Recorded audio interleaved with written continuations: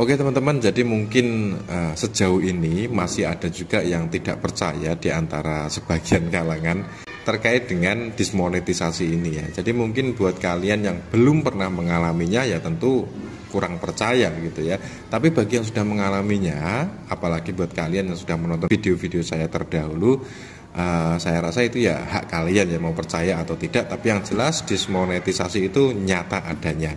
Jadi sudah berulang kali juga saya katakan, kalau dulu teman-teman nge-YouTube dulu, kalau nggak kena copyright itu aman teman-teman ya. Kalau kita udah monet itu aman selama kita nggak kena copyright. Kena copyright aja itu masih ada yang bisa lolos. Itu dulu, tapi kalau sekarang ini ada yang namanya dismonetisasi. Dan yang paling banyak itu karena konten berulang atau konten yang digunakan ulang. Nah, secara lebih detail kalian bisa menonton video-video saya yang terdahulu. Itu sudah banyak saya jelaskan terkait tentang dismonetisasi ini ya. Yang jelas kita tetap harus patuh pada pedoman komunitas YouTube. Secara umum dismonetisasi itu tidak akan terjadi apabila kita membuat video yang original. Nah, video original itu juga sudah banyak sekali saya bahas di video-video saya ya.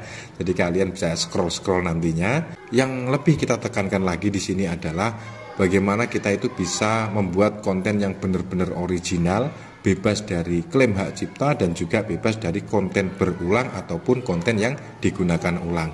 Nah, kuncinya teman-teman ya, menurut saya itu lebih baik ya, lebih baik itu kalian menampilkan muka kalian dan bikin video rekaman seperti ini. Ataupun kalau tidak begitu, kalian bisa menggunakan voice over ya. Voice over itu maksudnya ya voice over kita sendiri.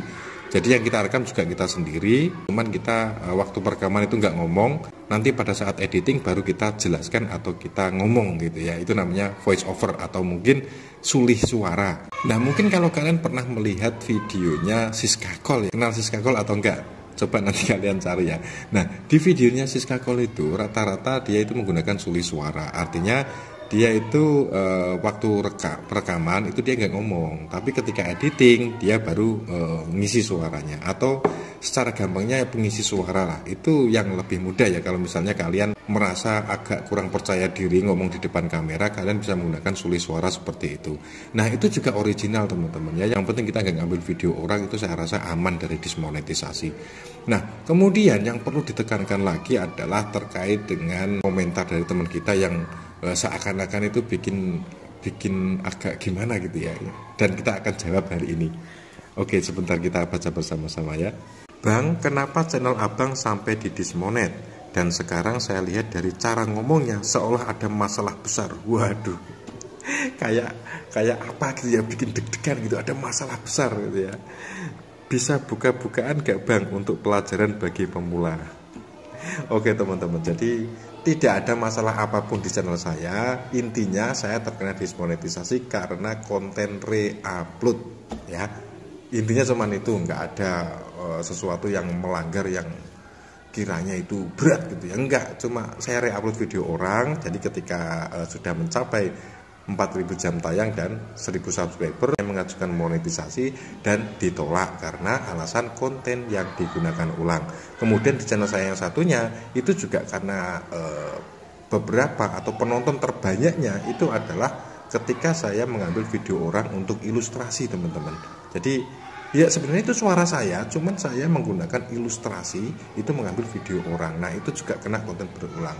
Itu yang sudah monetisasi dan kena dismonet. Dan yang satunya itu ya memang dari awal ketika mengajukan pertama kali itu sudah ditolak karena konten yang digunakan ulang. Nah, itulah mengapa seringkali saya tegaskan bahwasanya konten original itu menjadi poin penting di tahun 2023 ini untuk kita bisa maju memonetisasi channel kita dan bisa berpenghasilan dari YouTube gitu ya.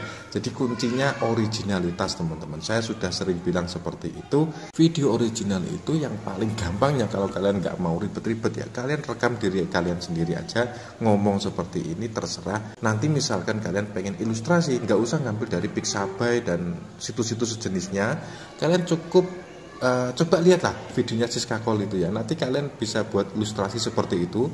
Kalian ngapain gitu direkam, kemudian kalian isi suaranya, atau kalian membuat sebuah sulih suara atau voice over. Nah, saran saya begitu teman-teman.